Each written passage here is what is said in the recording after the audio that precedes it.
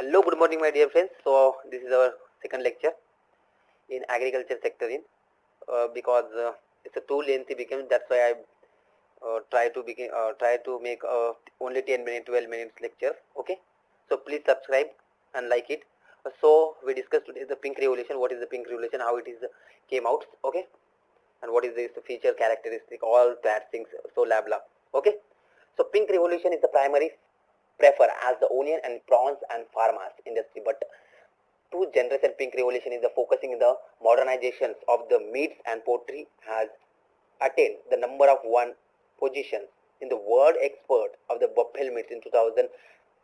The exporting of the approximately 1.5 million ton 5 million metric tons of the beef according to the United States Department of Agriculture. Foreign Agriculture Service, the major importers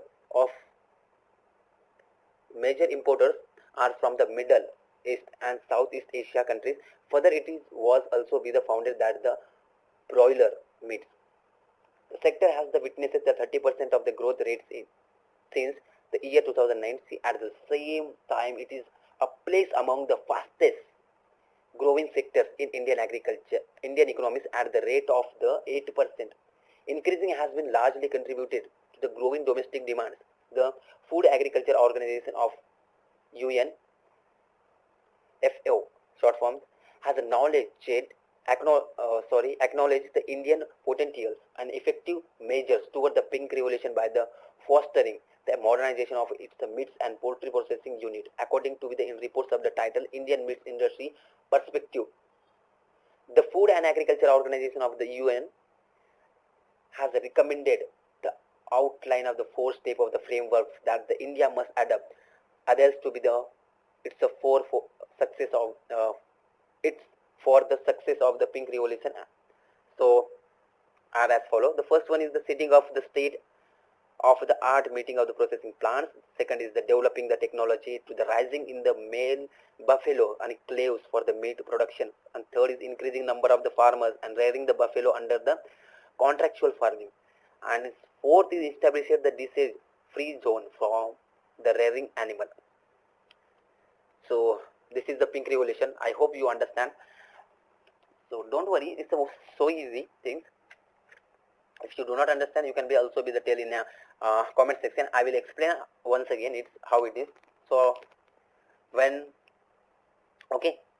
so we move ahead. So second our concept is environment and health hazards. Although the robust of the performance in the sector is to be the lucrative, but at the same times there are some of the environmental riders to be the bones in mind as per the articles being the published in environmental science and technology journalist. The title of the food meals and relative is the climate impacts of the food choice in USA, and data show the United States red meat production account for the 30% of the total greenhouse gas emissions. So create the industry poultry. So create the wild poultry and a dairy contribution 28% of the emission. Thus, now we cannot be ignored with a fact that the India is now the largest exporter of the meats in the world, which will in turn point at the level of the greenhouse gas emission. Another of the vital area of the concern is managing risks. The meat bones in the pathogens like E. coli, salmonella, and campylobacter and listeria, Yersinia also be the same time some another disease from the concern the public health and control the pesticide residues. Okay. So potential challenges is the pink revolution is also be there. So first one is the growth of potential. So increasing the present meat consumption per capita of the 6 gram approximate.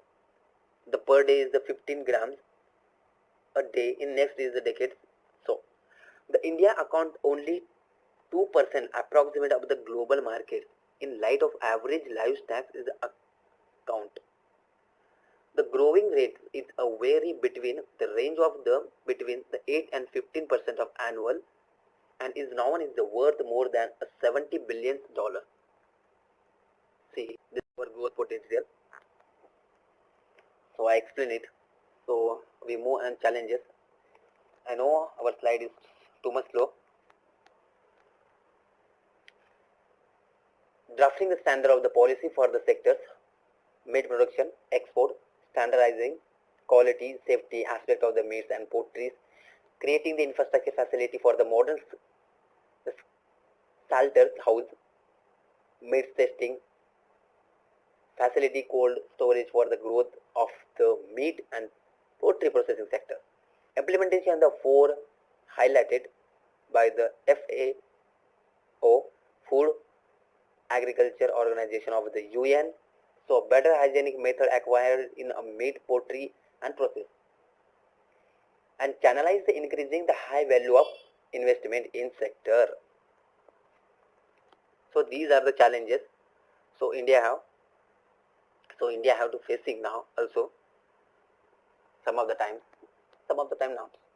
The government, so government also be the give the some of the tax benefits and so many other things. So what is it? So we are going to see.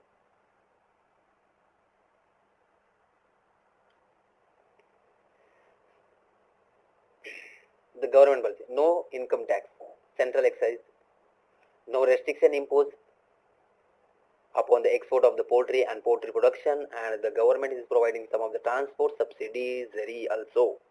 100% FDI is being permitted to top it into the available of the opportunity crossed with the sector. Comprehensive schemes being the launch for the modernization of the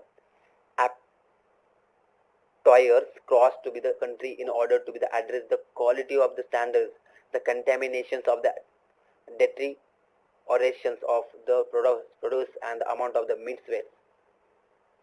So this is the government policies. And the more recent rainbow revolution, I hope you also be listen about, but we will see in the next lecture, this lecture not, because this lecture is only 12 minutes. India is one among the largest producer of the various agriculture goods in terms of the area under the cultivation and the production of the. However, it is a clear legs and behind the productivity in all the major crops, which is not sufficient for the domestic market, as it is the equivalent in there of the increasing the price. That is not sufficient to enough and satisfied as the largest producer of the pulses and cocoa and ginger, turmeric, peppers, milks. Even a fact that India is the second largest producer of the rice, meats around the nudes. If you remember, last year means this year prelim UPSC asked the rice about. So largest exporter of the India now. So last year data was published. So nuts and fruits, vegetables, it has also been seen in relation to be the relative of the domestic demands and products. So rather the India only the product. India is the blessed with a large land area, whereas the China has a larger arable land than us. But in agriculture product is the double than that in India. The clear productivity is the cheap different tier between India and China. Another is the concern is that the average annual growth of the agriculture production, the right since independence has been to be only 2.5%. This is the very low, keeping in a view the domestic needs and food grains put has been the trapped between the 175 and the 200 millions, the tons of which the wheat has been stagnated around the 70 million tons in a last few years. So therein an urgent of the requirement to the increasing the production, which has been happen only with the increasing the productivity. The growth in agriculture production is seen the multiplier for the rest of the economics. It help in augmentation supply of the food production, thereby the cooling the price. It has also increasing income of the farmer. Thus, the greater demand for non-agriculture goods and giving the incentive to the industrial sector to the produce the more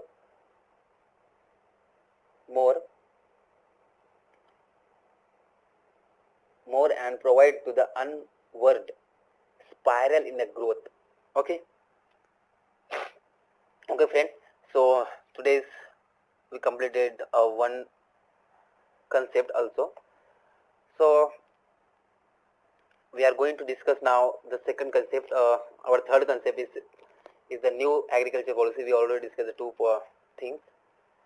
So new agriculture policy is the most important. So the government realized the importance of the agriculture sector and formulated the new agriculture policy during the 2000, which has tried to give the new direction in agriculture sector, which has been the following some of the silent features in there. So first one is the agriculture sector has to be the growing an average annual growth of the minimum of the 4%. We know the 2.1% is since independence.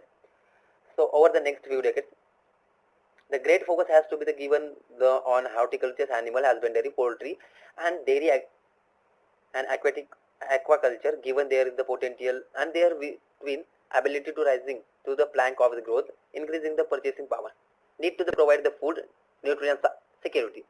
There is a requirement for the greater biotechnology using the newer plants and varieties and their protection through the suitable legislation and the greater on the scientific of the farming and the dissemination of the technology advancement. Focus on the agro and social forestry for the maintaining ecological imbalance.